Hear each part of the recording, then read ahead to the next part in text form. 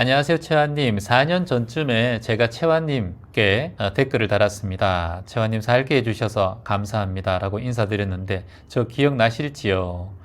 당시 동생 명의를 빌려서 상가를 매입했는데, 어느 날 동생의 변심으로 거액의 돈을 동생이 요구하더라고요. 아차 싶었습니다. 달래보고 동생에게 별짓을 다해봐도 소용이 없었습니다. 지인들도 법적으로 해도 이길 수 없는 싸움이라고 하더군요.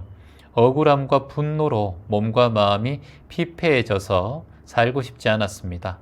그 당시에 채환 선생님께서 법적으로 진행하되 결과에는 연연하지 말고 명상과 마음 공부하며 자신의 삶을 살아라고 저에게 말씀해 주셨습니다. 4년 전에. 그 후 2년간의 법적 소송을 동생과 함께 했습니다. 결과적으로 2년 만에 명의를 돌려주라는 판결을 받았습니다. 마음을 비우고 있었는데 어쨌든 승소했습니다. 기뻤습니다. 하지만 그 기쁨도 잠시 동생과의 관계는 물론 가족 간의 관계도 무너졌습니다. 제 인생에 가장 고통스러웠습니다. 4년이란 시간이 지나고 지금 그 일을 겪은 게 돌이켜보니 축복이었다라고 생각을 합니다.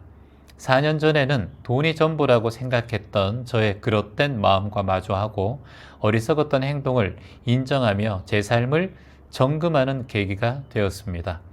채환님의 본문을 통해서 어떻게 살 것인가에 대한 저 안의 답을, 질문을 배우며 찾아가는 중입니다. 어떠한 힘듦이 찾아와도 예전보다 덜 흔들리게 되었고 빠른 회복으로 일상을 살아가게 됨을 느낍니다. 어떠한 힘듦이 찾아와도 그래도 가족들과 조금씩 소통하고 있고 동생과의 관계는 회복되진 않았지만 언젠가는 서로의 잘못을 떠나 두 손 꼭 잡고 마음고생하느라 애썼다며 서로 치유의 눈물로 다독이며 풀어보기를 희망해 봅니다.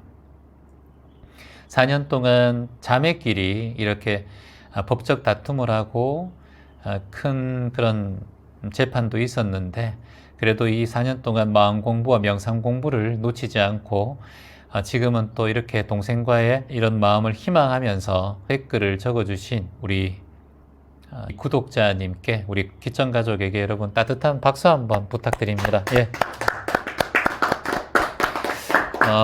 남도 아니고 가족 간에 이런 관계가 있을 때 그거 뭐 고통이야 이루 말할 수가 없겠죠. 참 남보다 못하다 이런 말 할 때 있어요. 가족하고 무슨 문제가 생기면 가족과 돈 그리고 용서에 대해서 이렇게 글을 적어주셨는데 질문자가 이제 4년 전에 동생의 명의를 빌려서 상가를 매입했지만 동생이 변심했다고 하셨어요. 법적 소송의 끝에 승소는 했지만 가족 간의 관계가 무너져서 큰 괴로움을 겪고 있습니다. 그러나 시간이 지나면서 이 경험을 축복이었다라고 지금 생각하고 있어요. 이게 이제 깨달음이에요. 아무리 어려운 순간도 긍정적이고 감사한 마음을 되돌려서 이렇게 본인의 삶을 새롭게 살아가고 있는 마음. 하지만 동생과의 관계는 회복되기가 좀 힘들죠. 시간이 필요합니다. 시간이 약이라는 말처럼 시간이 회복을 해줄 겁니다. 언젠가는 서로의 또 이해할 날이 올 거라고 생각이 드는데 우리는 삶에서 이제 돈과 가족 사이의 깊은 갈등을 가끔 경험합니다. 부모님이 돈이 많으면 자식끼리 서로 다투는 경우도 생기고요. 돈이 많으면 많을수록 자식들은 서로의 관계가 좋아지지 않을 수가 있어요. 왜냐하면 나이가 들수록 이제 부모에 대한 재산에 대한 생각들이 자꾸 올라오기 때문이죠. 돈은 우리의 생존과 좀 직결된 그런 중요한 요소이기도 합니다. 돈이 자본주의 사회에서는 꼭 필요하죠. 하지만 돈으로 인해서 가장 가까운 사이가 갈라지는 원인이 되기도 합니다.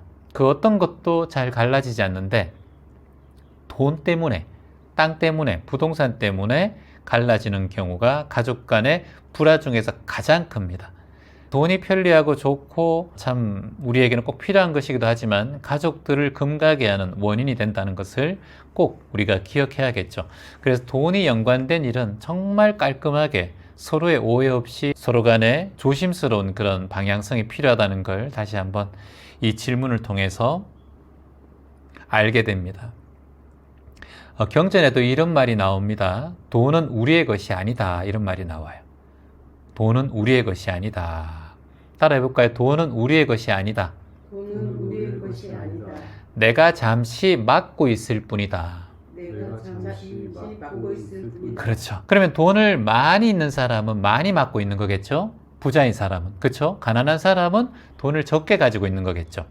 제가 어저께 제주도에 와서 카메라를 들고 설경을 좀 찍었습니다. 한라산을. 그리고 좀 많이 추웠습니다. 손이 꽁꽁 얼어붙어서 근처에 카페가 열려 있어서 카페에 갔어요. 따뜻한 커피 한 잔과 빵을 먹었습니다. 근데 이제 짐이 좀 많다 보니까 제자리에 좀 놔두고 난 다음에 화장실에 가야 되는 거예요. 근데 혼자 있으니까 짐을 누군가 옆에 자리에서 좀 봐주면 제가 화장실을 쉽게 갈 수 있겠더라고요. 그래서 옆에 계신 커플에게 요 카메라하고 좀 봐줄 수 있겠습니까? 가방하고 이렇게 말씀을 드렸어요. 아, 알겠습니다. 그동안 그분들이 맡아주셨어요. 한 10분 정도, 5분 정도 맡아주셨는데 그분들은 제 걸 맡고 있기 때문에 혹시나 다른 사람이 제 짐에 손을 댈까봐 걱정이 올라올 수 있죠. 신경을 쓸 수밖에 없잖아요. 이게 뭐다? 부담감이 있다라는 거예요. 여러분에게 누군가가 뭘 맡겼다. 그러면 그걸 그 사람에게 되돌려 주려면 잘 보관하고 있어야 돼요. 그래서 경전에서는 돈은 우리의 것이 아니다. 다만 우리가 잠시 맡고 있는 것일 뿐이다. 돈을 너무 많이 가지면 거기에 대한 부담감과 마음의 괴로움도 그만큼 더 커진다라는 걸 말씀하신 거예요. 그 내용이에요. 그래서 내가 뭔가를 많이 맡고 있으면 거기에 대한 부담감이 커져요. 오늘 일산에서 오신 분이 그렇게 말씀하셨죠. 100명이 넘는 사람들을 관리해야 되는 그런 자리에 있을 때 너무나 큰 스트레스로 괴로웠다. 이런 말씀을 아까 전에 하셨어요. 똑같죠. 내가 한 사람을 관리를 하면 크게 스트레스를 안 받아요. 많은 사람들을 맡고 있으면 더 큰 스트레스를 받게 됩니다. 이거와 같이 우리가 잠시 맡고 있는 것일 뿐인데 돈에 대한 인연이 커서 큰 돈을 가지고 있는 거야 인연 따라 흘러가면 되지만 큰 돈을 맡을 인연이 아닌데 자꾸 큰 돈을 맡게 된다면 그 맡는 것에 대한 부담감이 커서 돈에 눌린다는 얘기가 있어요. 돈의 기운에 눌려서 오히려 건강을 해치고 마음이 편안하게 살아가지 못하는 그런 삶을 살아갈 수 있다. 그래서 돈보다 더 중요한 것은 뭐다? 관계와 평화다. 뭐라고요? 관계와 평화다. 그래서 가족 간에, 특히 남매 간에, 형제 자매 간에 이런 관계, 부모와 자식 간에 이 돈보다 더 중요한 것이 뭐다? 관계와 평화다. 내가 지금 돈에 대한 집착이 일어날 때 내가 돈으로 인해서 우리 가족의 관계, 우리 자매, 남매의 관계가 흐트러지지 않을까? 내 마음의 평온이 돈으로 인해서 무너지지 않을까? 이걸 항상 눈여겨봐야 됩니다. 옛말에도 소유보다 관계가 중요하다라는 말이 있어요. 뭐라고요? 소유보다 관계가 중요하다. 소유보다 관계가 중요하다. 뭘 내가 소유하고 있느냐보다 관계가 더 중요하다. 관계. 동생과의 관계가 아직 회복되지 않았지만 그것은 본연의 뜻대로 할 수가 있는 게 아니죠. 다만 내가 먼저 화해를 받아들이고 내려놓으면 언젠가는 그 마음이 전해질 수 있을 겁니다. 그걸 통해서 시간이 해결해주는 그 순간까지 편안하게 내 삶을 살아가면 되죠. 질문자님께서 4년 전에 그 사건을 통해서 자신의 삶을 돌아보고 더 단단한 사람이 되었다고 하셨어요. 그것이 가장 큰 배움입니다. 우리가 원하는 모든 것이 이루어지지 않지만 겪은 경험이 우리에게 성장하는 과정임을 알게 된다면 그 또한 큰 축복이라고 생각을 합니다. 그래서 지금 결과는 성소를 하고 물론 지금 사회가 좋지 않게 되었다고 하지만 그 과정 동안 우리가 배운 게 있습니다. 그러니까 그 순간이 축복이었다고 말씀하시는 거예요. 여러분들께서 어떤 고통이 왔을 때, 괴로움이 왔을 때, 어떤 결과가 왔을 때 우리가 항상 깨달아야 하는 건 무엇이냐? 따라해 볼까요? 결과보다 과정이 중요하다. 과정이 중요하다. 결과는 바른 쪽으로 가든 안 된 쪽으로 가든 언젠간 뭔가 펼쳐져요. 그 결과로 가는 과정 속에서 내가 보다 긍정적인 마음으로 이 순간이 나에게 큰 스승이고 배움터가 되었구나 라고 마음을 내니까 이제는 동생에게도 먼저 화해하고 치유의 시간을 본인이 기다려보겠다라는 마음이 일어나요. 안 그러면 나도 동생에 대해서 계속해서 악독한 마음이 일어나요. 그럼 그거보다 더 괴로운 게 없어요. 성소는 잠시지만 마음속에 그 동생과의 응어리는 평생 가거든요. 그 응어리가 독이 되거든요. 지금은 동생에 대한 마음도 이미 용서하고 화해를 이제 원한다고 했어요. 이게 용서입니다. 용서란 말은 내가 그 사람을 위한 것이라고 생각하는데 그게 아니다. 결국은 용서는 나를 위한 것이다. 따라해볼까요? 용서란 상대방을 위한 것이 아니라 상대방을 위한 것이 아니라 나를 위한 것이다. 나를 위한 것이다. 내 건강과 내 삶을 위해서 용서하는 것입니다. 진정한 용서는 상대가 변하는 것이 아니라 내가 그 고통 속에서 자유로워질 때 그게 진정한 용서예요. 나는 그 친구를 용서했습니다. 근데 마음이 불편해요. 그러면 용서한 게 아니에요. 이해되십니까? 자, 나는 그 사람 용서했는데 걔가 내 뭐 말도 안 듣고 뭐 걔도 계속 날 미워하는 것 같아요. 그리고 용서했는데 잠도 안 오고요. 그 사람만 마주칠까 봐 걱정이 돼요. 그건 용서가 아닙니다.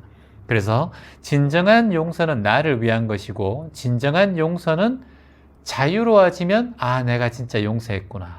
이런 마음이 올라오는 거죠. 내가 고통에서 자유로워지려면 내가 상대를 용서하는 것이 좋다. 경전에 나오는 얘기 중에서 붓다의 제자 한 명이 있었어요. 그 제자가 형제 간의 갈등으로 너무 괴로워서 출가를 했어요.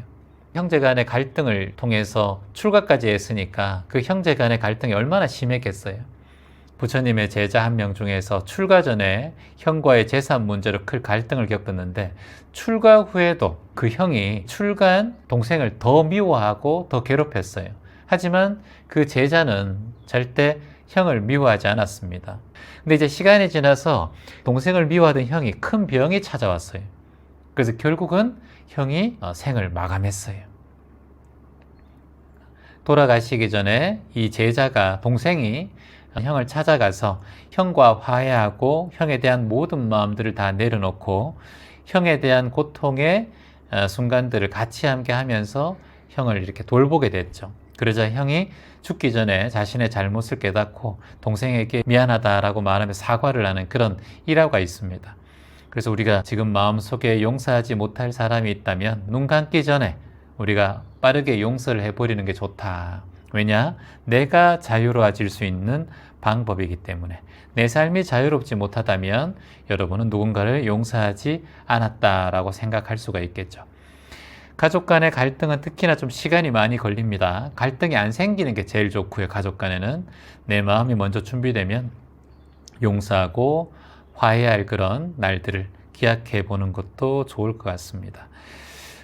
오늘 이걸 보면서 가족 간의 관계가 내가 억지로 할 수가 없어요. 가족 간의 관계일수록 물 흐르듯 흘러가야 됩니다. 노자의 사상 중에서 가장 높은 사상이 무위자연이라고 해요. 무위자연.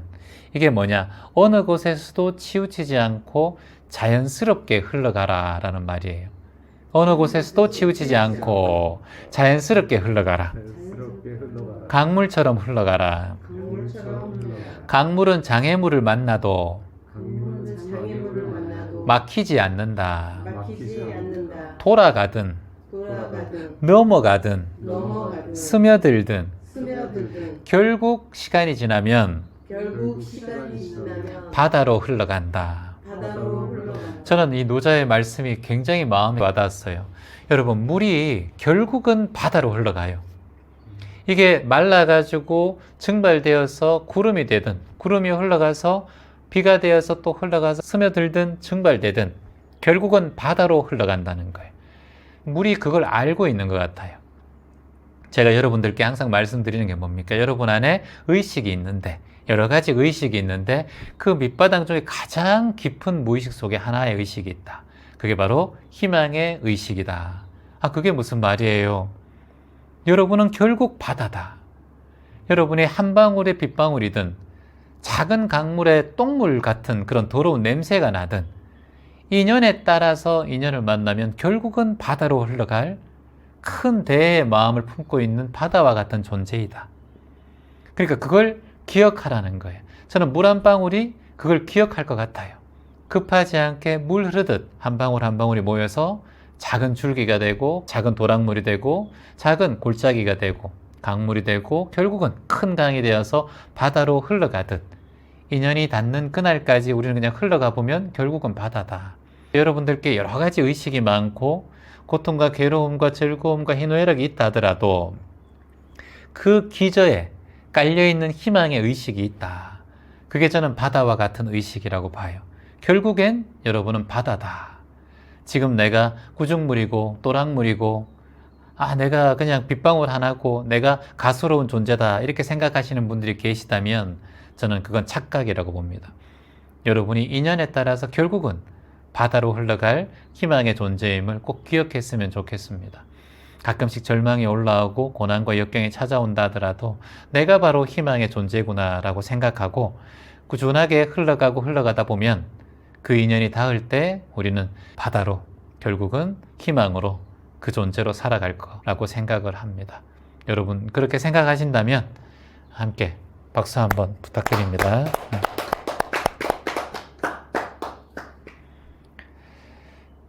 안녕하세요, 최환님. 온실 속의 화초처럼 나를 키워주신 부모님을 한동안 참 많이 원망했습니다. 숨 막힌다라고 느끼며 살아왔습니다. 부끄럽게도 이 나이가 되도록 스스로 할 수 있는 일이 얼마 없고 겁도 많고 두려움이 많고 눈물이 많이 나는 나이가 되었습니다. 모든 것을 부모의 탓이라고 여기며 살았습니다. 어제 친정 들러서 부모님 뵙고 돌아오는 길에 많이 눈물을 흘렀습니다. 곱디 고우신 모습은 온데간데 없고 연료하시고 쇠약해지신 할머니가 다 되어버린 우리 엄마. 그럼에도 불구하고 아직도 저를 보며 몸이 약하다 하며 걱정하시고 계시는 모습을 보며 눈물이 왈칵 쏟아졌습니다. 지난날 이기적이고 철없던 나 자신을 돌아보게 되었습니다. 엄마라고 부를 수 있는 날까지 온전한 온 마음을 다해서 우리 엄마를 위해서 기도하고 그동안 저에게 베풀어 주셨던 사랑을 이제는 제가 돌려드리려고 발심해 봅니다. 모든 분들 건강하시고 희망입니다. 선생님을 만나지 못했더라면 제가 언제 철이 들었을까 싶습니다. 감사하고 또 감사합니다. 네, 그래요. 삶이 어려워지고요. 내 마음 자리에서 고통과 괴로움이 올라올 때 우리 인간은 본능적으로 어떠한 반응을 해요. 그 반응이 무엇이냐면 남 탓입니다. 내 탓이 아니라 남 탓이에요.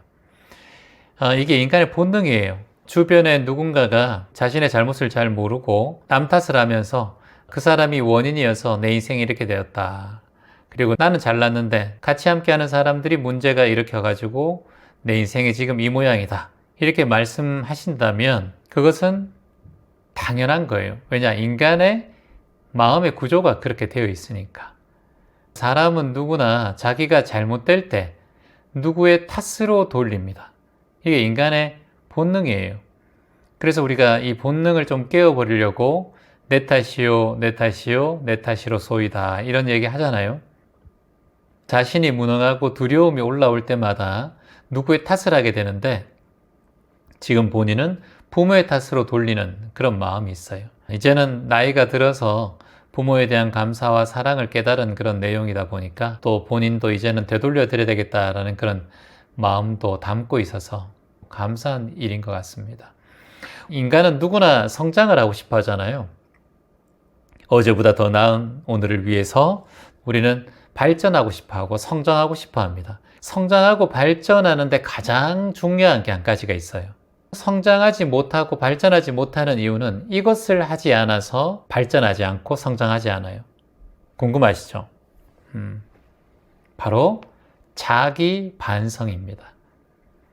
자기 반성을 하지 않는 사람은 성장하고 발전할 수가 없어요.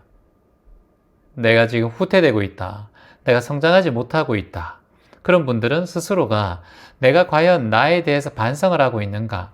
자기 반성에 마음을 두고 있는가? 이걸 본인이 스스로 항상 되돌아보는 것이 필요합니다. 조금 전에 말씀드렸듯이 삶의 어려움을 타인의 탓으로 돌리는 것이 인간 본능의 반응이라는 거예요. 진정한 성장과 발전을 위해서는 내 내면을 되돌아보고 내 안에 배움과 변화를 찾는 데부터 시작합니다. 부모님에 대한 그런 원망과 그리고 불만들을 이제는 감사로 전환해서 자기 성찰의 결과물을 만들어낼 시절이니 이제 찾아온 거죠. 그래서 부모님에 대한 원망을 감사로 바꾸어라. 부모님뿐만 아니라 모든 게 다 포함되죠. 원망을 감사로 전환하라. 원망을 감사로 바꾸어라. 원망을 감사로 바꾸어라. 원망을 감사로 바꾸어라. 원망을 감사로 바꾸어라. 배우자에 대한 원망, 감사로 바꾸고, 부모에 대한 원망, 감사로 바꾸고, 그 인간에 대한 원망, 감사로 바꾸고, 그래야 자기 반성이 있고 성찰과 자기 치유가 일어나서 결국엔 자기의 성장과 발전으로 흘러간다. 성장과 발전이 없는 분들은 자기 반성을 하지 않고 자기 성찰을 하지 않는 마음이 내 마음 안에 있구나. 그것 때문에 내가 성장하지 못하는 이유가 될 수 있겠구나 라고 마음 내시는 게 좋습니다. 그리고 지금 본인은 글 적으면서 내가 이것을 통해서 부모에 대한 감사를 내가 당연히 꼭 해야 한다 이렇게 생각을 하고 있는데, 그렇게 생각하면 부담이 돼요. 조금이라도 못하면 내가 더 불편하고 집착하는 마음이 올라오거든요. 그러지 말고 살아계신 그동안 새로운 한 어르신을 만났다고 생각해요. 그걸 부모님이라 생각해서 내가 그걸 되갚아야 한다, 살아계실 때 뭔가 보답을 해야 된다, 그런 생각하지 말아요. 그 집착입니다. 그렇게 되면 오래 못 가요. 열심히 하고도 나중에 찝찝해요. 그러지 말고 내가 새로운 한 어르신을 만난다, 새로운 이웃을 만난다, 새로운 봉사하는 한 분을 만난다, 이렇게 좀 가볍게 생각하세요. 내가 효도를 해야 되고 돌아가시기 전에 어떻게 해야 되고 윤리적인 의무가 있고, 이거 모두 자신의 발목을 쥐어잡는 행동들이에요. 본인에게 도움이 안 됩니다. 인연 닿는 동안 부모님에게 내가 할 수 있는 걸 해나가는 거예요. 그거면 충분합니다. 그래서 본인도 너무 집착하지 말고 자신의 삶이 풍요롭고 자신의 삶이 행복하고 자신의 삶이 이롭게 흘러가야 그 또한 부모님이 살아계시든 부모님이 돌아가시든 부모님 입장에서도 감사하고 그걸 바라고 있을 거예요. 모든 걸 윤리적인 의무로 다가가지 말라는 것을 다시 한번 말씀을 드리고 싶습니다. 내가 효도를 꼭 해야 된다. 물론 공자께서는 효도가 덕의 근본이다 이렇게 얘기했습니다.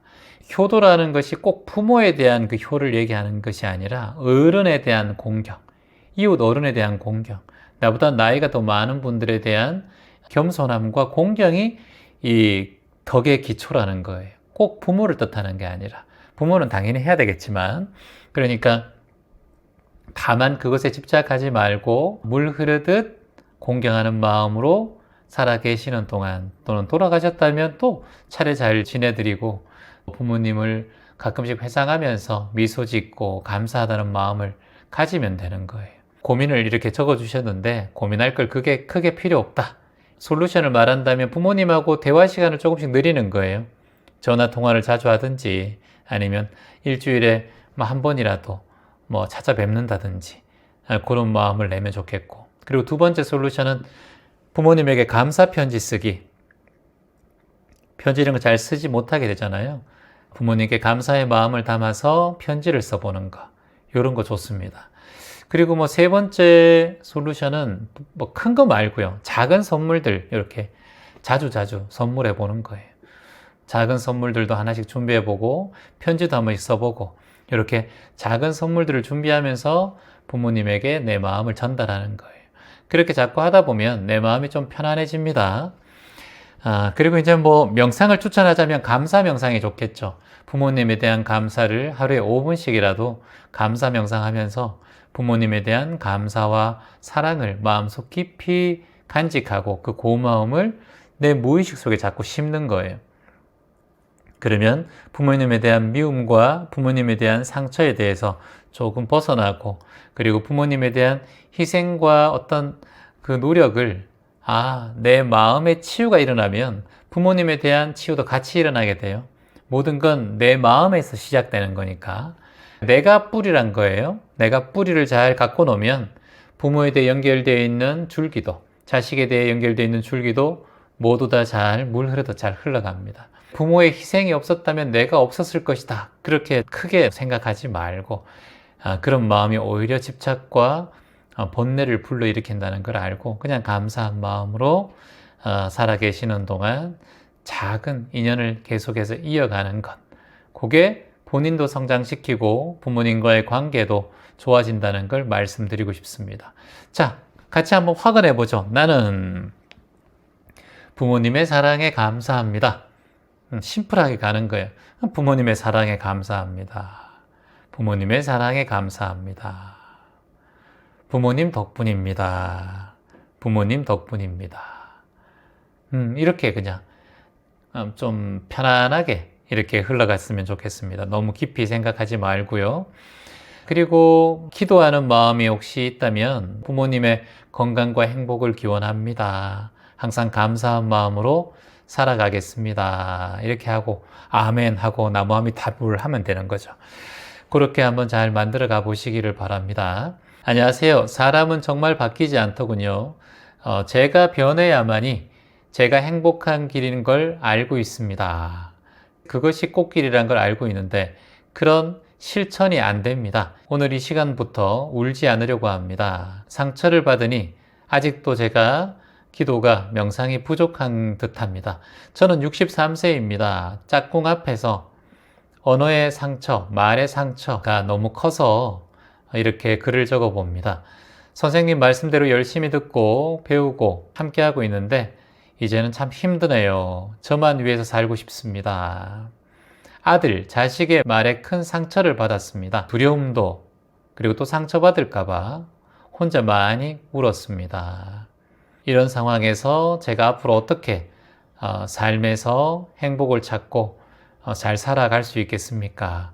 63세로 삶에서 많은 상처를 경험하셨고 특히나 아들과의 관계에서 그 말, 언어로 인한 상처를 많이 받았고요. 또 짝꿍을 만나서 결혼했지만 그 또한 같은 상처를 받을까 두려워하고 계십니다.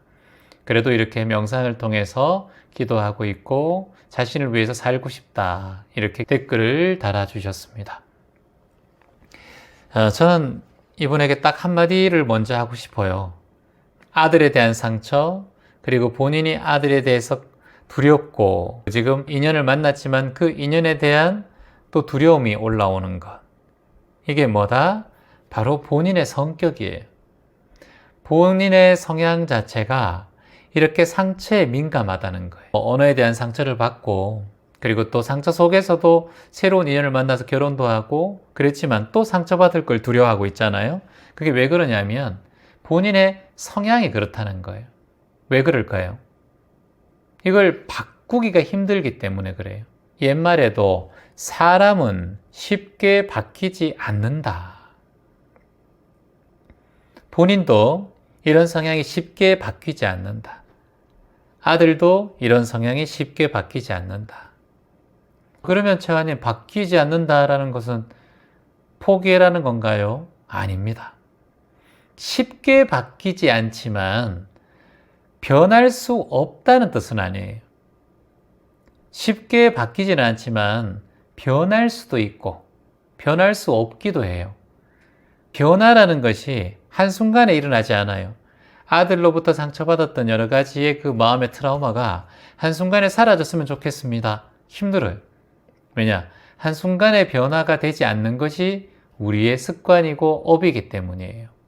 그런데 여기서 가장 중요한 것은 내 자신을 위해서 삶을 살아가겠다라는 다짐이 필요해요. 이걸 먼저 다짐해야만 거기서 조금 바뀌고 변화할 수 있어요. 자, 같이 한번 얘기해 볼까요? 사람은 쉽게 바뀌지 않는다. 하지만 다짐을 하면 바뀔 수 있다. 어떻게 다짐한다? 나 자신을 위해 살겠다라는 다짐이에요. 나는 나 자신을 위해 살겠다. 나는 나 자신을 위해 살겠다. 나는 나 자신을 위해 살겠다. 지금 본인이 나 자신을 위해서 살지 않았어요. 자식을 위해서 살았고 또 그 전에 인연, 또다시 결혼한 인연 모두 다 누군가의 초점이 맞춰진 삶을 살고 있어요. 내 자신을 위해 살면 자식이 있든 없든 내가 짝꿍이 있든 없든 그것에 연연하지 않아요. 본인은 지금 이제 이혼하고 혼자 되고 또 새로운 사람을 만나고 이렇게 하고 있잖아요. 본인의 마음 안에 혹시나 내가 남에게 뭔가 자꾸 의지하려는 마음이 있지 않은가를 한번 되돌아 봤으면 좋겠어요. 물론 없을 수도 있지만. 근데 제가 예상하기로는 남에게 의지하는 마음이 좀 많은 것 같아요. 그렇게 의지하는 것이 나를 위한 삶이다라고 착각하고 있는 거죠. 남이 나를 사랑해줘야 되고, 남이 나에게 따뜻한 말을 해줘야 되고, 남이 나에게 뭔가 선물을 주고, 나를 항상 사랑으로 대해줘야지 내 인생이 행복해진다라는 관념이 있는 것 같아요, 본인에게.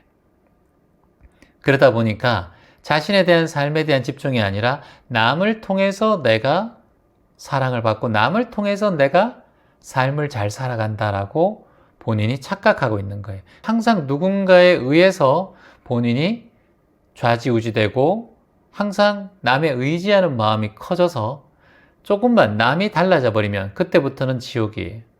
근데 내가 든든하게 내 마음에 자존감이 있고 어디에도 흔들리지 않는 마음이 있으면 남이 왔든 남이 가든 아들이 뭐라 하든 아들이 떠났든 거기에 별로 큰 흔들림이 없습니다.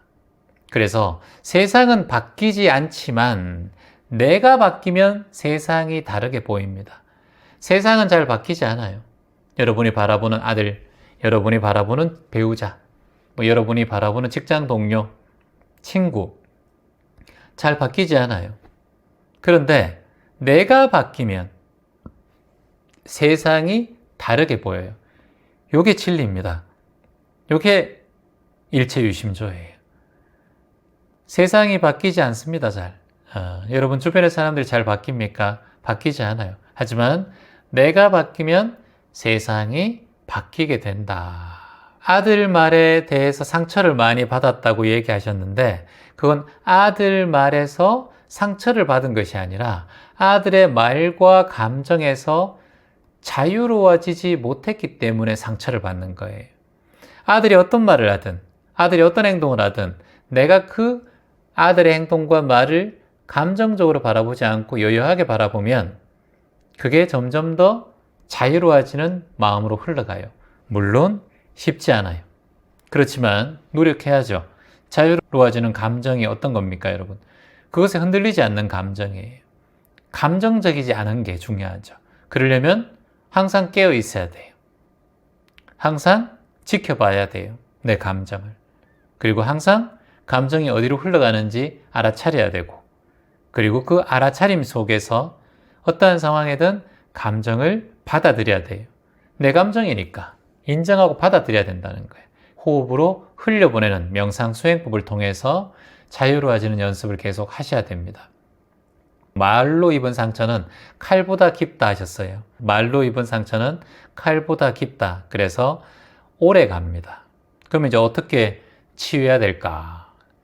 이제 그게 중요하죠. 첫째, 내가 어떻게 하면 행복할 수 있는가? 이 질문 하셔야 돼요. 내가 어떻게 하면 행복할 수 있는가? 이걸 기준으로 삼아야 돼요. 이게 솔루션이에요. 내가 어떻게 하면 행복할 수 있는가? 본인이 한번 곰곰이 생각해 보세요. 인연관계가 너무 불편하면 인연관계를 좀 정리해야 되고 내가 몸이 허약할 때 좀 불행하면 몸을 건강하기 위해서 노력해야 되고 내가 돈이 좀 있을 때 행복하면 돈 좀 벌기 위해서 노력해야 돼요. 그래서 내가 어떻게 할 때 행복할까? 내가 봉사할 때 행복하면 봉사하면 되고요.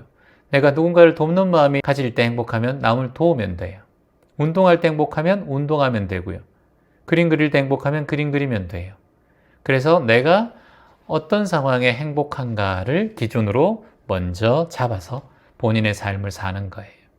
그리고 이제 두 번째는 남이 나를 어떻게 대하는 것이 아니라 내가 나를 어떻게 대하는지를 살피는 거예요. 우리는 보통 남이 나에게 존중해주고 남이 나를 사랑해주고 남이 나를 아껴주기를 바라는 마음이 많습니다. 그건 한계가 있어요. 남을 바라보는 삶이니까 항상 의존적이죠. 그러지 말고 뭘 해야 된다?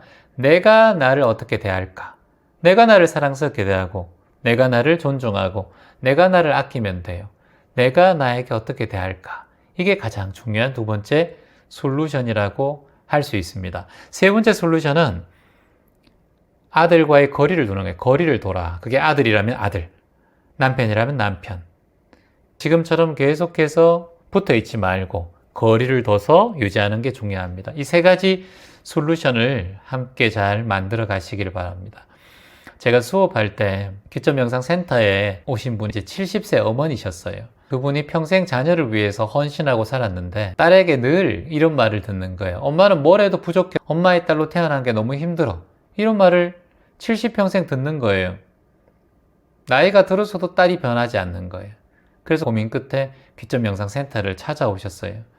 제가 그분에게 이런 말씀을 드렸어요. 딸이 바뀌지 않을 겁니다. 지금까지 그랬으니까. 그건 내가 부족한 것이 아니라 딸이 내게 왜 그런 말을 할 수밖에 없는 삶을 살았을까라고 연민의 마음으로, 자비심의 마음으로 딸을 바라보세요. 이렇게 말씀드렸어요.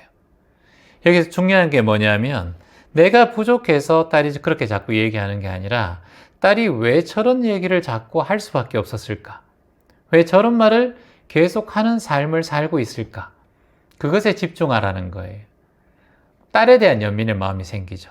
내가 부족해서가 아니라 딸의 습관적인 행동과 말과 그런 언어적인 폭력들이 나에게 아픔을 주지만 그걸 평생 내가 들으면서 아파야 될 의미는 없잖아요. 그러니까 딸에 대해서 왜 이런 말을 자꾸 할까? 우리 딸이 어디가 상처가 많을까? 이걸 유추해 보는 거예요. 그렇게 말씀드리니까 그날 이후에 어머니는 딸의 그 말을 그대로 받아들이지 않았다고 하시더라고요. 그리고 딸이 왜 그렇게 말하는지 자꾸 이해하려고 애썼대요. 그때부터 어머니의 마음이 조금씩 평온해지셨다 이렇게 말씀을 하시더라고요. 이곳에도 많은 분들이 사람을 대하고 가족들과의 또는 직장 동료 그리고 인연들이 많이 계시잖아요. 우리가 누군가에게 아픈 말을 듣고 그리고 또 누군가에게 좋지 않은 얘기를 들었을 때 그걸 자꾸 곱씹으면 고통은 어디에서 자꾸 커진다? 내 안에서 자꾸 커지게 됩니다. 부탁께서도 너를 아프게 한 말을 더 이상 곱씹지 말라 하셨어요. 자, 따라해 봅니다. 너를 아프게 한 말을 더 이상 곱씹지 마라. 당신을 아프게 한 말을 더 이상 곱씹지 마라. 그것은 너의 것이 아니다. 이렇게 말씀하셨어요.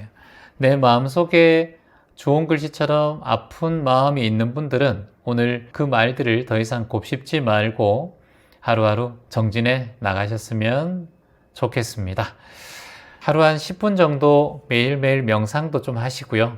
귀점 명상을 좀 많이 들으세요. 안 좋은 얘기를 많이 들었기 때문에 정화하는 귀점 명상의 말씀을 계속해서 꾸준하게 청소할 때나 설거지할 때나 오랫동안 틀어놓으시기를 희망합니다. 부정적인 얘기를 들었을 때 솔루션으로 귀점 명상을 계속 듣기, 그리고 두 번째 솔루션으로 부정적인 얘기를 들었을 때 즉각 반응하지 않기, 그러니까 한 박자 쉬기, 반응하지 말고 한 박자 쉬기, 이게 중요합니다. 여러분께서 누군가의 얘기 들었을 때 바로 반응을 하잖아요. 한 박자 쉬기, 한 2초, 3초 숨 한 번 들이마시고 내쉬면서 그 순간을 흘려보내는 거, 이런 게 좋죠. 상처가 많기 때문에 치유 일기 이런 거 쓰면 좋죠. 일기 형식으로 또는 나에게 보내는 편지 형식으로 이렇게 써보면 좋을 것 같습니다. 이렇게 하나하나 만들어 가셔서 행복하게 그리고 감사한 마음으로 살아가시기를 희망합니다. 고맙습니다. 안녕하세요, 채화님. 한 입을 덮고 사는 배우자가 저를 속이고 4억을 대출받아서 식당을 개업했습니다. 6개월이 지난 지금 그 배신감과 상처가 너무 큽니다. 이런 상황에서 저는 어떻게 해야 할까요?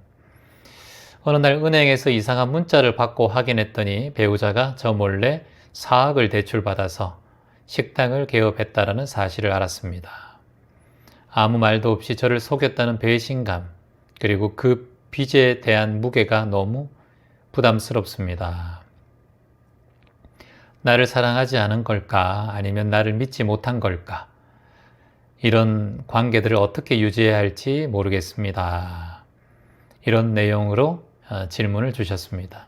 사랑과 신뢰가 한순간에 무너지는 그런 기분을 느끼셨을 것 같습니다. 힘든 마음이 얼마나 클지 배우자의 이런 행동은 분명 큰 충격과 상처로 다가왔을 거라고 생각이 듭니다.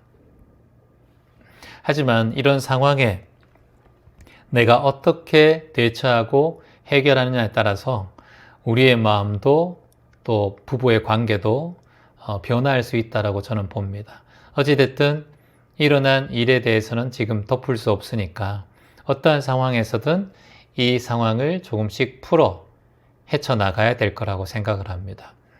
예전에 한 스승이 계셨습니다. 그 스승이 제자에게 소금 한 움큼을 찻잔에 넣어가지고 자네 한번 마셔보게 이렇게 얘기했어요.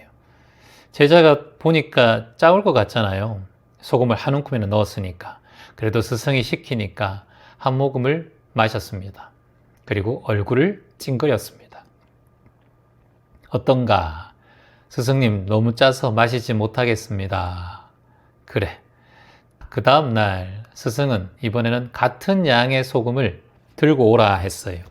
그리고 뜰에 있는 호수로 갔습니다. 그 호수에 그 손에 들고 있는 소금을 던져라고 했어요. 그리고 그 호수물을 한번 마셔보라고 했습니다. 제자야, 맛이 어떤가? 맑고 시원합니다. 짜지 않습니다. 그제서야 이제 스승이 말했죠. 고통은 소금과 같다. 고통은 소금과 같다. 고통의 양은 동일하지만 우리의 마음이 좁으면 그 고통은 쓰고 짜다. 하지만 마음이 넓으면 그 고통은 그저 한 부분일 뿐이다. 인생의 한 부분일 뿐이다.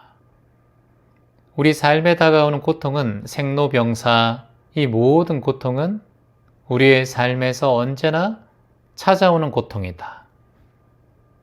건강한 몸이 병들어가고 병들었던 몸이 죽어가고 원하는 걸 얻지 못하고 사랑하는 사람과 헤어지고 원망하는 사람을 계속 만나야 하고 고통의 순간들을 우리는 만날 수밖에 없고 인생에서 항상 만나는 과정이다. 그 과정에 피할 수 있는 사람은 없다. 하지만 내 마음의 크기에 따라서 마음밭이 어떠냐에 따라서 그 고통이 나에게 너무나 짜고 맵고 힘든 고통일 수도 있지만 내가 그것을 잘 헤쳐나갈 수 있는 마음과 근기만 잘 만들어 간다면 그 고통은 짜지도 않고 맵지도 않을 것이다. 왜냐? 그냥 한 조각일 뿐이기 때문에. 지금 고통이 작은 찻잔과 같은 마음으로 그 소금을 맛보고 있지 않은가? 우리의 마음을 확장하고 우리의 마음을 키울 수 있는 방법은 무엇인가? 그것에 대한 공부를 이제 우리가 해나가고 있는 거잖아요. 사람 사이에 가장 중요한 게 뭔가요? 믿음입니다. 공자께서도 사람 사이에 믿음이 없으면 국가도 유지되지 못하고 가정도 유지되지 못한다라고 하셨어요. 가와만사성이라는 얘기 있잖아요. 신뢰는 관계에 가장 필요한 주춧돌, 기둥이라고 할 수 있어요. 사람과 사람 사이에 신뢰만큼 중요한 건 없습니다. 배우자의 선택과 허락받지 않고 혼자 독단적으로 한 선택은 잘못입니다. 잘못은 인과를 받아야겠죠. 하지만 그 잘못을 회복해야 하고 또 서로 같이 함께 살아가야 하고 그리고 앞으로의 미래를 위해서라면 대화를 통해서 관계를 재정립할 기회를 만들어 가야 합니다. 모든 걸 포기하고 내려놓지 말고 이제는 대화를 통해서 만들어 가야겠죠. 첫 번째는 솔루션은 대화입니다. 대화. 대화를 하셔야 돼요. 배우자와 솔직한 대화를 한번 시도해 봤으면 좋겠습니다. 왜 그런 결정을 내렸는지, 당신이 왜 나에게 말하지 않고 숨긴 이유가 무엇이고, 당신의 진심이 무엇이었는지, 무엇 때문이었는지 대화를 하라. 진중한 대화를 하라. 그리고 이제 두 번째는 전문가와 상담해야 합니다. 이 지금 빚이 지고 금전 문제와 이런 문제는 부부 상담가나 또는 재정 상담가를 만나서 조금 소통을 해볼 필요는 있다고 봐요, 저는. 당장 지금 내가 뭘 갚고 당장 내가 모든 걸 헤쳐나간다. 그거는 본인의 욕심이에요. 세 번째 솔루션은 이렇게 얘기하면 좋겠네요. 현실적 계획 세우기예요. 지금 내가 할 수 있는 것, 지금 내가 당장 해결해야 되는 어떤 것들, 오늘만 산다라는 마음으로 지금 대출 상환이나 또는 식당에 대한 운영의 방향, 이런 것들을 계획을 하루 이틀 걸 세우고 그것만 생각하면서 앞으로 나가는 거예요. 더 많은 생각하지 말고. 그래서 이 세 가지를 오늘부터 한번 도전해 보시면 좋겠습니다. 물론 명상과 마음 공부는 매일 해야 합니다. 가장 가까운 사이가 큰 상처를 줍니다. 본인이 가장 믿었기 때문에, 본인이 가장 의지했기 때문에 우리는 가까운 관계에서 오는 상처가 가장 깊다. 가까운 관계에서 오는 상처가 가장 깊다. 가까운 관계에서 오는 상처가 가장 깊다. 하지만 그 상처가 우리는 성장할 수 있어요. 배신감은 모든 걸 무너뜨리고 힘들게 만드는 상황이지만 이번에 용서와 대화를 통해서 관계를 새롭게 하는 그런 시절 인연을 만들어줬구나 라고 생각하고 이제 본인이 이걸 수행의 과정으로 헤쳐나가셔야 됩니다. 그래야 내 마음에 조금이라도 평화를 얻을 수가 있어요. 확언 한번 해볼까요? 내 마음은 상처를 넘어서 평온으로 나아갈 힘이 있다. 내 마음은 상처를 넘어서 평온으로 나아갈 힘이 있다. 평온으로 나아갈 힘이 있다라고 본인에게 필사하고 말하셔야 돼요. 자꾸 지금 포기하고 싶은 마음이 크잖아요. 자, 그리고 두 번째 확언. 모든 문제는 대화와 용서를 통해 해결된다. 모든 문제는 대화와 용서를 통해서 해결된다. 두 가지의 대화와 용서. 이걸 통해서 해결될 수 있다라는 거예요. 세 번째 확언은 나는 과거의 고통을 놓아준다. 나는 과거의 고통을 놓아준다. 그리고 새로운 시작을 받아들인다. 그리고 새로운 시작을 받아들인다. 이런 말을 필사하고 본인이 자주자주 말하고 본인 스스로 자꾸 되뇌었으면 좋겠습니다. 본인에게 가장 힘든 그런 상황이기도 하지만 이 상황을 통해서 본인이 잘 또 이겨내는 그런 상황이 돼야 되겠죠. 지금은 제일 중요한 건 자신에 대한 감정을 다스리는 거예요. 내가 이런 마음이 일어났을 때 가장 먼저 해야 되는 것은 내가 현존해야 돼요. 깨어 있어야 돼요. 그 감정에 휘둘리면 안 돼요. 배우자를 보자마자 일어나는 감정을 깨어 있는다. 내가 배우자의 얼굴을 볼 때마다 일어나는 감정에 깨어 있는다. 깨어 있는 게 뭐예요? 알아차림이에요. 알아차림이 곧 삿띠예요. 그리고 지켜보셔야 돼요.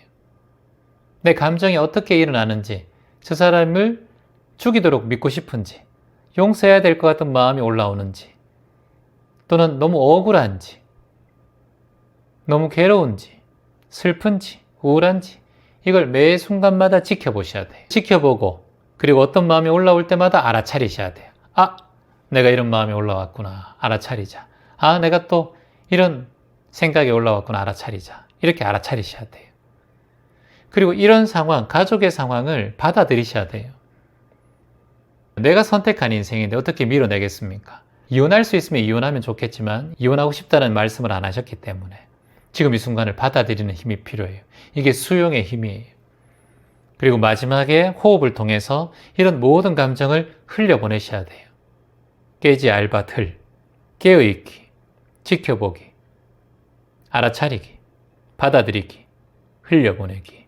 이렇게 깨지 알바 틀 하는 마음으로 순간순간마다 본인의 몸과 마음을 삿띠, 알아차림하셔야 됩니다. 이런 수행의 과정을 겪고 나면 훨씬 더 본인이 성장하고 어떠한 괴로움과 고통도 이겨낼 수 있는 힘이 생길 거예요. 지금 이 과정이 본인에게 제일 힘들다고 하지만 이것보다 더 힘든 삶은 계속 찾아오게 되어 있어요. 우리의 인생이 본래 일체계고니까 고통이 항상 함께합니다. 고통 속에 희노애락이 있는 거예요. 즐거움도 있고 슬픔도 있고 기쁨도 있고 아픔도 있는 거예요. 근데 전체를 포함하면 다 고통의 바다 속에 있다라고 이렇게 표현하는 겁니다. 어떠한 상황에든 지금 깨어있고 알아차림을 통해서 잘 흘러가시기를 진심으로 희망합니다. 고맙습니다. 헬스센터를 오픈 준비가 생각보다 어려움이 많아서였는지 제 명상의 노력이 부족했는지 월요일 밤에 자고 일어나니 오른쪽 얼굴을 움직이지 못했습니다.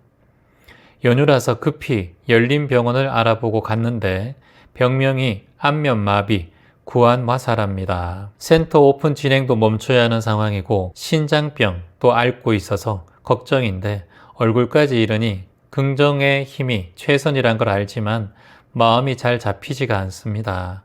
재환 선생님께서 위로의 말씀 해주시면 힘이 날 듯합니다. 부탁드립니다, 선생님. 항상 감사합니다. 갑자기 구안화사 안면마비가 와서 얼마나 놀랐겠습니까? 제 주변에 안면마비로 고통받는 분들이 많이 계셨어요. 가까운 제 형님도 구안화사가 와서 힘들었고, 그리고 매형도 구안화사가 와서 참 고통스러워했습니다. 그리고 방송국에 일하는 제 친한 동생도 구안화사가 와서 안면마비가 되어서 거의 한 2, 3개월 고생을 한 것 같아요. 하지만 모두 다 돌아왔어요. 그분들의 세 분의 공통점이 뭐냐 하면 그 당시에 많은 스트레스를 받았었어요. 모든 질병의 80% 이상이 스트레스 때문이라는 것을 다시 한번 알게 된 그런 계기였습니다. 헬스 센터를 오픈하기 전에 여러 가지 준비하는 과정에 문제도 많고 이 돈도 많이 들어가고 그리고 준비해야 할 것이 한두 가지가 아니다 보니까 너무 예민하게 신경을 쓰다 보니까 안면마비라는 그런 아픔이 온 것 같아요. 그래도 이렇게 또 글을 남겨주시고 본인의 상황을 잘 적어주셔서 다시 한번 감사합니다. 안 그래도 많이 궁금했었는데 이런 어려운 상황을 듣게 되니까 본인 주변에 많은 분들 가족들도 그렇고 마음이 많이 무거울 거라고 생각이 듭니다. 그리고 또 지금 일주일에 2번씩 이틀에 1번씩인가요? 신장 투석을 혈액 투석을 하고 있기 때문에 건강이 많이 염려되고 있는 그런 상황에 안면마비까지 와서 얼마나 힘드실까 벌써 저도 마음이 참 갑니다. 마음과 몸이 모두 지쳐있는 상태라고 보는데 이럴 때일수록 그래도 희망을 놓지 않고 명상과 마음 공부를 하기 위해서 이곳에 계시고 지금 이렇게 또 자신의 고민과 걱정을 누군가에게 얘기할 수 있다는 이런 순간이 있어서 참 감사한 것 같아요. 우리가 살아가다 보면 전혀 예측하지 못하는 일들이 생기는 게 우리의 삶입니다. 내가 전혀 상상하지 못한 일들이 생기죠. 그게 우리의 인생이니까요. 하지만 어떠한 순간도 이 또한 지나갑니다. 뭐라고요? 이 또한 지나갑니다. 이것은 변하지 않아요. 변하지 않는 것을 진리라고 말합니다. 변하지 않는 진리가 하나 있는데 고통도 지나가고 즐거움도 지나가고 행복도 지나가고 불행도 지나간다는 거예요. 우리는 언제나 이 지나가는 삶 속에서 흐름 속에 살고 있습니다. 그러니까 이 흐름 속에서 흘러가야 합니다. 흘러가는데 가장 좋은 것은 내가 욕심과 집착에 대한 마음이 없는 게 제일 좋아요. 욕심과 집착에 대한 마음은 우리의 삶 속에 막대한 지장을 줍니다. 흘러가지 못하게 막죠. 바위덩어리처럼 고집이 세고 집착심이 세기 때문에 우리의 삶의 흐름을 막아서고 그리고 돌덩이처럼 우리의 삶을 짓밟습니다. 집착과 욕심 때문에 그렇습니다. 내가 지금 어떠한 욕심을 내고 있는가, 내가 어떠한 집착을 하고 있는가를 잘 한번 보세요. 집착이라는 것은 욕심하고는 또 달라요. 자, 내가 욕심 부리고 있다. 그거랑 집착은 다릅니다. 우울에 집착하는 사람은 계속 우울해요. 돈에 집착하는 사람은 돈에 자꾸 집착해요. 건강에 집착하는 사람은 건강에 자꾸 집착해요. 성공에 집착하는 사람은 성공에 집착하고. 집착심이라는 것은 어디에서도 일어날 수가 있어요. 내가 무언가에 집착하고 있는지 그것을 한번 잘 보시면 좋겠어요. 왜냐하면 지나가고 흘러가는데 가장 큰 방해물이 바로 집착심이기 때문입니다. 집착심이 없는 자, 번뇌가 없는 자는 평온하다 하셨어요. 부탁께서도 번뇌가 없는 자는 그 자리가 평온이다 하셨습니다. 번뇌가 없는 자는 그 자리가 평온이다. 집착심이 없는 자는 그 자리가 평온이다. 그 자리가 붓다다. 그 자리가 해탈이다. 그 자리가 깨달음이다. 모든 것은 고요할 때 빛을 발한다 하셨어요. 고요할 때 빛을 발한다. 지금 내가 여러 상황이 많이 펼쳐지고 있다 보니까 고요해지는 시간이 많이 부족했을 거예요. 걱정이 많이 일어났을 거고 마음의 불편함이 계속해서 일어났을 겁니다. 하지만 중요한 건 지금 살아있다는 거예요. 구하나사가 왔다라는 것은 얼굴 쪽에 약간의 마비가 있다라는 거예요. 다른 쪽이 아니어서 감사한 거예요. 팔이 마비가 있으면 팔을 못 들겠죠. 다리에 마비가 있으면 걷지를 못하겠죠. 구하나사 있을 동안에 잠시 마스크하고 그렇게 소통하면 돼요. 말 좀 적게 하고 스트레스 좀 덜 받으면 돼요. 우리에겐 항상 예측하지 못하는 일들이 일어난다는 걸 다시 한번 마음으로 알아차려야 됩니다. 몸이 아플 때 불안하고 걱정이 앞서는 게 당연합니다. 특히나 또 혈액투석을 받고 있기 때문에 더욱더 건강에 대한 염려가 많을 거라고 생각이 듭니다. 그래도 지금까지 잘 이겨내고 있고 이런 순간일수록 급한 마음이 자꾸 올라와요. 그래서 내가 무엇에 조급함을 가지고 있는가를 한번 지켜보세요. 지금은 구하나사가 와서 빨리 낫게 하기 위한 마음이 더 조급함이 커질 거예요. 근데 중요한 것은 낫게 하고 더 좋게 하고 빠르게 하려고 하면 그 안면마비가 치유되는 게 늦추어질 거예요. 완벽하게 놔버려야 돼요. 따라해봅니다. 내맡겨라. 그저 내맡겨라. 그저 내맡겨라. 그리고 흘러가라. 그리고 흘러가라. 그저 내맡기고 흘러가라. 그저 내맡기고 흘러가라. 이럴 때일수록 조급함을 내려놓고 마음의 고요함을 위해서 본인이 집중하셔야 돼요. 그래야 얼굴도 빨리 회복되고 그리고 스트레스에서도 조금씩 벗어날 수 있어요. 이런 시련은 내가 잠시 멈추더라도 절대 실패가 아니에요. 잠시 쉬는 거예요. 개구리가 잠시 움츠렸다가 조금 더 멀리 도약하기 위한 하나의 시점이다. 만일 본인이 센터를 오픈했어요. 오픈했는데 갑자기 안면마비가 오고 몸에 이상 증세가 오면 센터까지 오픈했고 월세, 직원 월급 이 모든 걸 다 책임져야 되는 상황에서 몸이 아프다면 그때는 더 큰 괴로움과 문제점이 더 생길 수가 있어요. 지금 얼마나 감사해요. 센터를 오픈하기 전에 내가 신경을 많이 쓰다 보니까 안면마비가 왔구나. 그래, 이참에 조금 더 늦추자. 내 몸이 이런 반응을 보이는 거 보니까 내가 조금 더 준비를 하고 철저하게 계획을 해서 센터를 오픈하자. 생애 처음으로 자신의 이름을 건 센터를 오픈하는 거잖아요. 평생 해야 될 일인데 지금 이런 작은 휴식을 통해서 재충전하는 게 얼마나 중요합니까? 여러분 잘 아시는 베토벤 있죠? 베토벤은 30대에 청력을 잃게 됩니다. 30대 얼마나 젊은 나이입니까? 하지만 여러분 베토벤의 음악들을 우리는 아직까지 수세기가 지나도 기억하고 있습니다. 30대에 청력을 잃었지만 그는 절망 속에서도 이렇게 말하죠. 운명은 내 목을 조르려고 하지만 우리가 말하는 그 운명 빰빰빰빰 빰빰빰빰 빰빰빰빰 이 음악의 그 운명은 내 목을 조르려 하지만 나는 그것의 목을 붙잡고 흔들 것이다 라고 하셨어요. 운명에 대해서 휘둘리지 않겠다라는 거예요. 청력을 잃었다니까요. 음악가로서 세계적인 가장 역사적인 인물인데 30대에 청력을 잃었어요. 한마디로 수공예를 하는데 손을 잃은 것과 똑같고요. 말로 직업인 사람이 성대를 잃은 것과 똑같고요. 달리는 선수에게는 두 다리를 잃은 것과 같아요. 음악을 듣지 못하고 어떻게 작곡을 하고 어떻게 연주를 하겠습니까?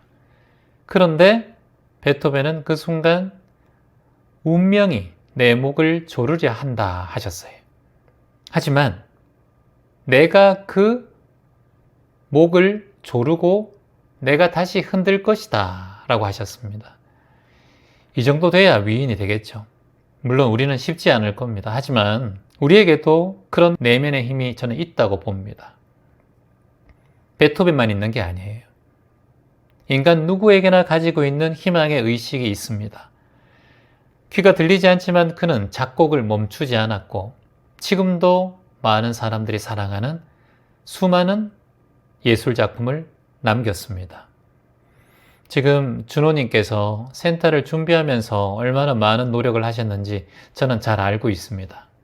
하지만 잠시 몸을 돌보고 다시 일어설 준비를 해야 되는 시절 인연이라고 생각을 합니다. 농부가 씨를 뿌릴 때 여름에 열매를 맺을 수 없어요. 가을이 되어야 합니다. 조금 늦게 오는 행복이 더 오래 갈 수 있어요. 시련이라는 것은 항상 새로운 시작을 할 수 있게 하는 초석이 되어 새로운 디딤돌이 되는 거예요. 이 시련을 내가 어떻게 볼 것인가? 나의 괴로움인가? 나의 벽인가? 나의 방해물인가? 그렇지 않아요. 예수님이 어떻게 이 세상의 많은 사람들에게 하나님의 정신을 전달할 수 있었습니까? 사막에서 40일간의 금식을 시험받았지만 결국 그것을 이겨내고 더 강한 믿음을 통해서 사람들에게 믿음을 전달했습니다. 고타마 시타르타도 똑같아요. 보리수 나무 밑에서 6년의 고행을, 극도의 수행을 거치면서 두 성인이 예수도 붓다도 탄생하게 되었습니다. 그 고행을 통해서 오히려 더 큰 깨달음을 얻고 더 큰 존재로 거듭날 수 있었어요. 지금의 어려움이 준호님을 더 강하게 만드는 시절 인연이다라고 저는 생각을 하거든요. 지금의 이끈기와 지금의 의지를 포기하지 말아요. 작은 돌멩이 하나가 큰 산을 만들어요. 작은 모래알갱이 하나가 사막을 만듭니다. 그러니 지금은 충분히 휴식을 하고 본인의 몸 상태를 챙겨야 됩니다. 자, 첫 번째 솔루션, 내 몸을 먼저 챙겨라. 내 몸을 먼저 챙겨라. 내 몸을 먼저 챙겨라. 스트레스 받았던 것 좀 내려놓고 내 몸을 먼저 챙겨라. 그리고 두 번째 솔루션, 마음을 다독여라. 내가 미워하고 나를 닥달하지 말고 집착하지 말고 내 마음이 이렇게 힘들구나, 괜찮아 하고 내 마음을 다독이고 스스로를 위로하는 명상을 많이 하세요. 체완 위로 치면 많이 나올 거예요. 나야 괜찮다, 이런 명상들 통해서 마음을 다독이자. 첫 번째 뭐라 그랬어요? 몸을 챙기고, 두 번째 마음을 다독이고, 세 번째 긍정의 씨앗을 뿌려라. 긍정의 씨앗을 뿌려라. 센터 오픈은 잠시 미뤄졌고 연기됐을 뿐 사라진 게 아닙니다. 아, 내가 조금 더 멀리 가기 위해서 지금 잠시 움츠리는구나. 급할 게 뭐가 있어, 살아있는데. 아직 젊은데. 삶의 흐름 속에서 잠시나마 쉬어가는 이런 순간이 실패가 아니라 연습의 순간이고 내 삶을 다져가는 인생의 도약기다라고 생각하셔야 됩니다. 지금은 몸과 마음을 회복하고 충분히 쉬어야 합니다. 절대 자신을 다그치면 안 돼요. 그리고 충분히 본인을 사랑해주고 주변에 가족들에게 또 함께 소통하고 이럴 때일수록 더 가족의 소중함 그리고 주변에 있는 사람들의 소중함이 느껴집니다. 확언을 한번 해볼게요. 따라해보세요, 준호님. 그리고 이곳에 계신 모든 분들도 몸과 마음이 좀 피폐되었다면 이렇게 한번 해봅니다. 자, 내 몸과 마음은 지금 이 순간 치유되고 있다. 내 몸과 마음은 지금 이 순간 치유되고 있다. 내 몸과 마음은 지금 이 순간 치유되고 있다. 나는 모든 시련을 극복하고 더 강한 사람이 된다.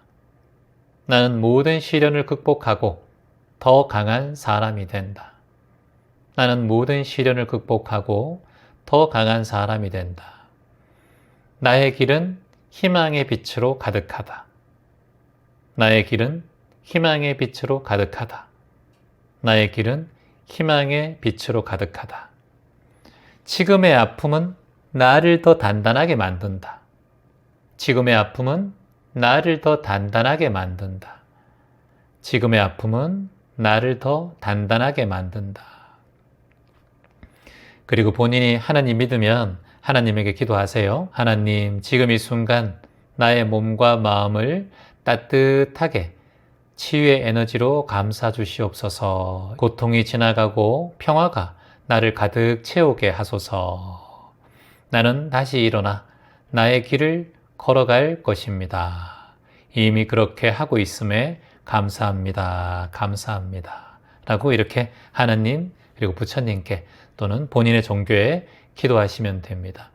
지금 가장 중요한 것은 스스로 자신을 따뜻하게 안아주는 거예요. 절대 자신을 책망하면 안 돼요. 저도 함께 기도할 겁니다. 가장 중요한 것은 스스로를 따뜻하게 안아주는 것이다. 이걸 기억에 꼭 챙기고요. 꼭 명상을 매일 빠지지 말고 하시기를 바랍니다. 함께 할게요. 희망입니다. 안녕하세요, 채화님. 저는 정말 살고 싶지 않습니다.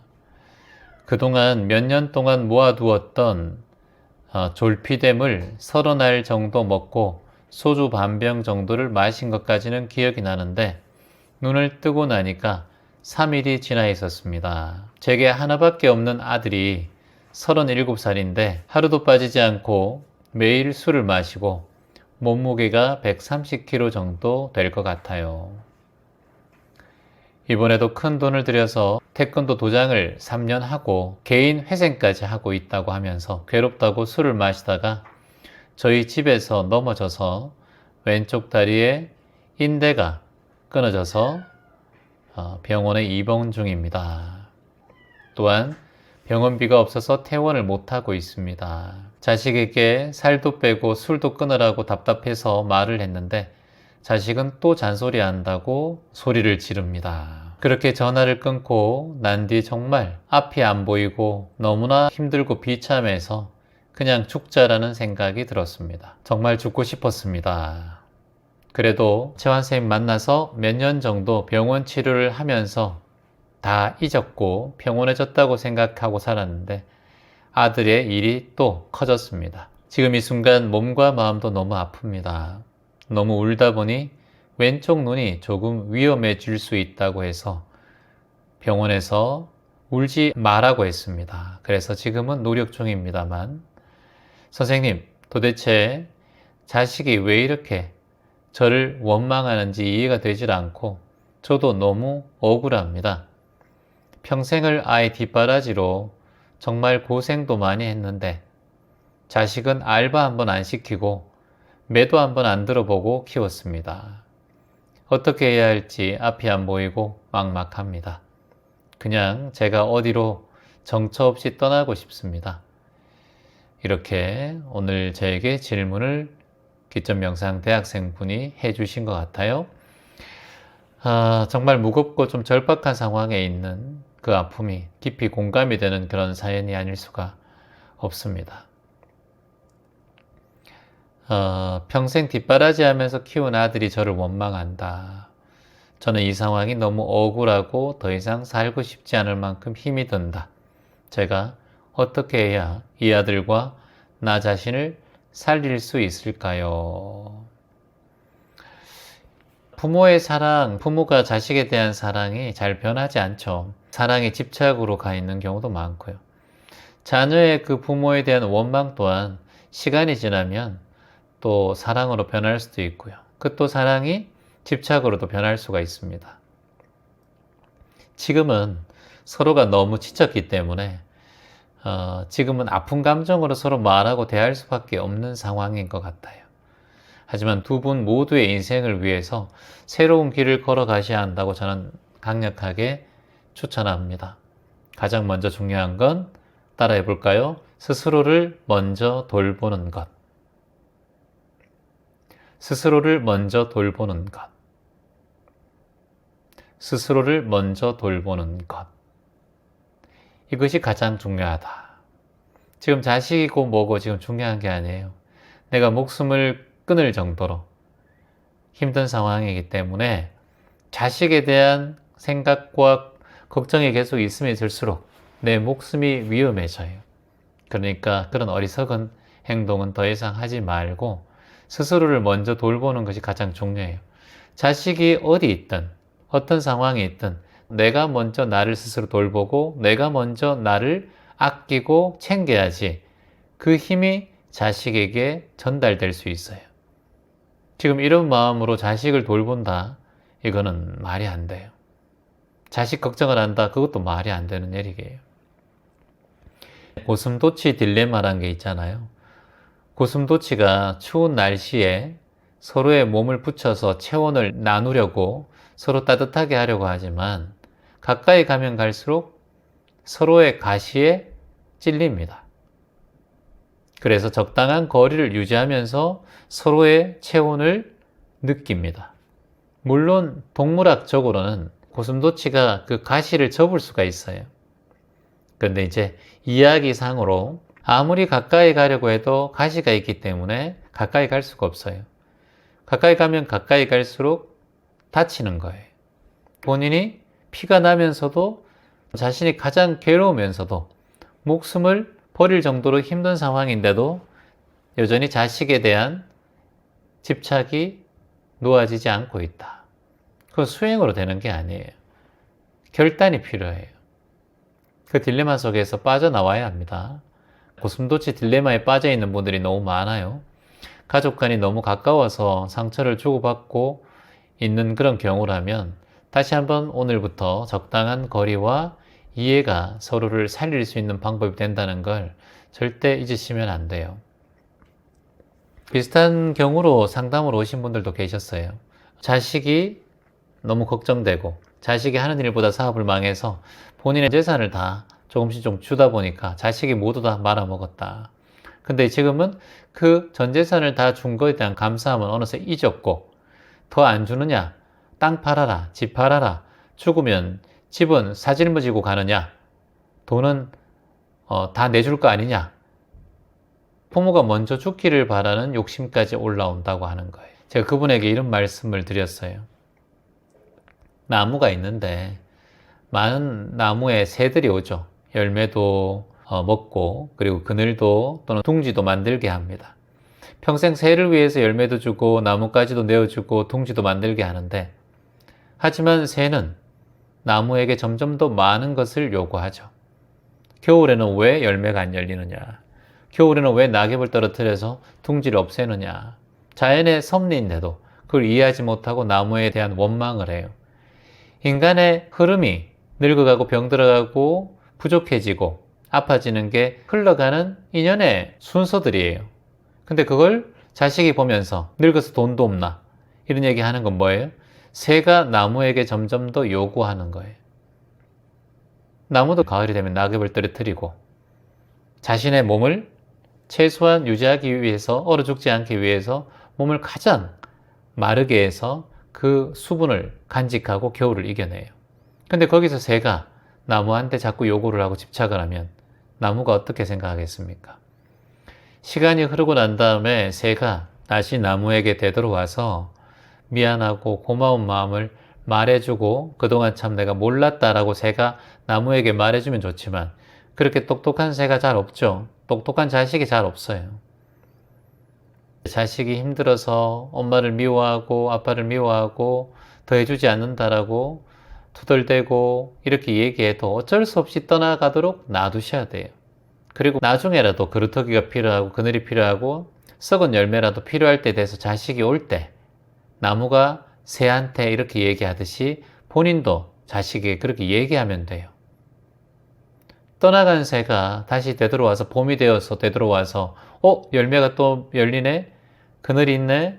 울창한 숲으로 바뀌었네 나무가? 하면서 왔을 때 나무가 새한테 어떻게 얘기하겠어요? 너 겨울 때는 나를 미워하면서 떠났는데 또 돌아왔니? 이렇게 얘기 안 하죠? 이게 부모의 마음하고 똑같아요. 그래, 잘 왔다. 나는 여전히 너를 사랑하고 아낀단다. 하지만 나무는 새에게 이렇게 얘기하겠죠. 너는 여기서 머무를 게 아니라 이 나무에서 머무를 게 아니라 스스로 날아오르는 힘을 키우길 바래. 이 나무는 잠시 거쳐가는 그루터기 그리고 잠시 나루터일 뿐이야. 그러니까 나한테 의지하지 말고 너의 날개에 힘을 키워서 울창한 숲이 있는 그곳으로 홀로 나아갈 수 있는 힘을 키우길 바래. 이게 나무의 마음이에요. 이게 부모의 마음이에요. 부모의 사랑은 끝이 없잖아요.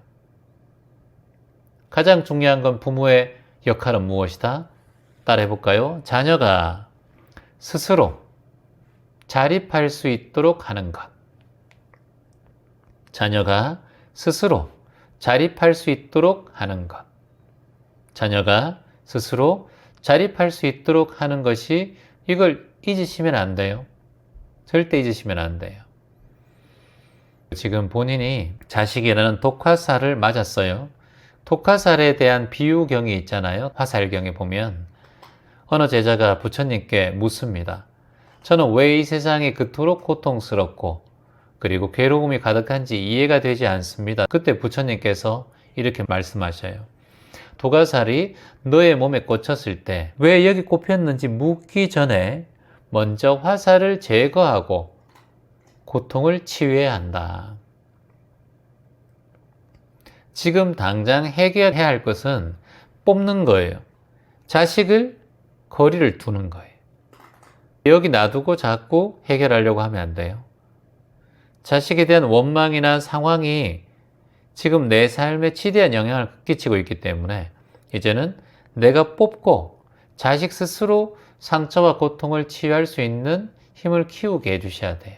물론 그게 잘 안 되죠. 지금까지 엄마가 자식을 그렇게 만들어 왔기 때문에. 그리고 나중에 자식이 어떤 상황이 되었던, 노숙인이 되었던, 어떤 상황이 되었던 다시 되돌아오면 자식을 따뜻하게 안아주면 돼요.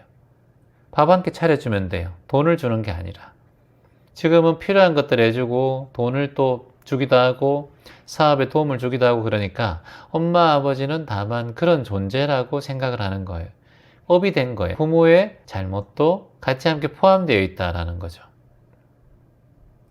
가족은 잘못을 용서하고 안아줄 수 있는 힘이 조금 더 커요. 남들보다, 타인보다. 작은 것을 버리고 큰 것을 취해야 합니다. 작은 것을 버리고 큰 것을 취해야 돼요. 지금 자식에 대한 관심과 집착, 애착은 작은 것을 취하는 마음이에요. 자식의 인생을 부모가 대신 살아줄 수 없기 때문에 작은 것을 버리셔야 돼요. 지금 힘든 것, 이 상황, 집착하는 마음을 탁 내려놓으셔야 돼요. 그래야만 나중에 큰 걸 얻을 수 있어요. 작은 것을 버려라. 작은 것을 버려야 큰 것을 취할 수 있다. 그 사소취대라고 하잖아요. 사소취대. 지금 당장 어렵고 힘든 것을 좀 내려놓고 내 일, 내 삶을 살아가는 것. 그것이 나중에 자식에게 도움이 될 수 있는 인연이 될 것이다. 행동에 대한 솔루션을 좀 말씀드린다면 첫 번째는 적정거리 유지. 적정거리 유지. 적정거리 유지예요. 거리를 유지하셔야 돼요. 자식과. 지금 계속해서 붙어 있기 때문에. 채원님 저 떨어져 있고요. 지방에 살고요. 이렇게 얘기해도 마음이 이미 붙어 있기 때문에. 적정거리 유지는 마음과 몸을 다 같이 포함하고 있는 거리예요. 그래야 감정을 정리할 수 있는 시간이 생겨요. 감정을 정리할 수 있는 시간이 필요하다는 거예요. 두 번째는 스스로 돌보기. 스스로 돌보기. 지금 본인을 전혀 돌보지 않고 있어요. 본인의 마음과 몸이 먼저 치유되어야 합니다. 그러지 않고는 자식에게 도움을 줄 수 없어요. 상담이나 치료를 꼭 받아보세요. 그리고 감정 표현을 좀 정리하고 전문가와 상담을 꼭 받아보시기 바랍니다. 세 번째, 작은 목표 세우기.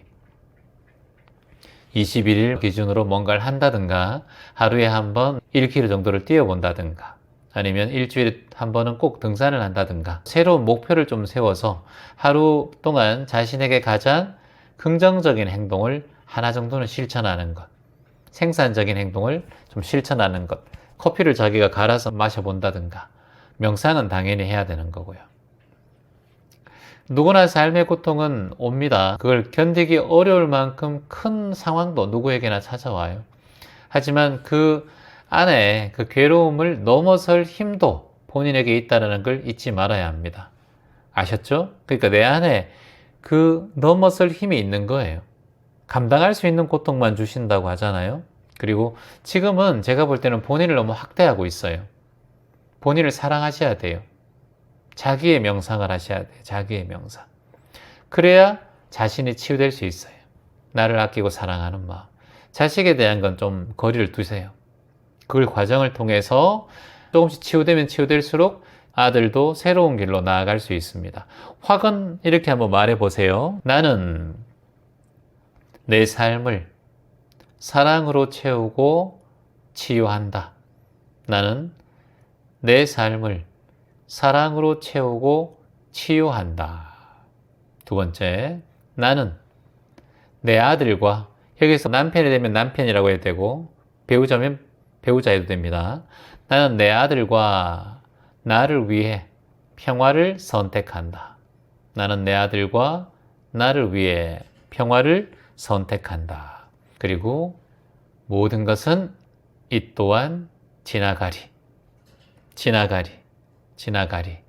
이렇게 말하고 직접 필사를 3번씩 하시기 바랍니다. 스스로 사랑하고 치유해야지 가족들도 함께 치유됩니다. 이게 제일 중요해요. 어머니로서 나를 사랑하고 치유해야지만이 아들도 치유되고 가족들도 함께 치유된다는 걸 꼭 기억해 주셔야 됩니다. 기도문도 짧게 말씀드리면, 하나님을 믿으시면 하늘의 뜻 안에서 저와 제 아들이 평화를 찾게 해주시옵소서. 하늘의 뜻 안에서 저와 제 아들이 평온을 찾게 해주시옵소서. 부처님은 부처님 자비 속에 제 아들과 평온을 찾게 해주시옵소서. 이렇게 해도 되겠죠. 그리고 서로를 용서하고 시작할 수 있는 길로 인도해 주시옵소서. 이렇게 기도해 주겠죠. 새로운 길로 인도해 주시옵소서. 제 마음의 상처가 치유되고 이 어려운 시간을 견딜 수 있는 힘과 사랑과 정진의 힘을 주시옵소서. 이런 기도를 하면 좋겠죠. 오늘부터 새로 시작한다 생각하고 다시 한번 이겨내시기를 희망합니다. 고맙습니다.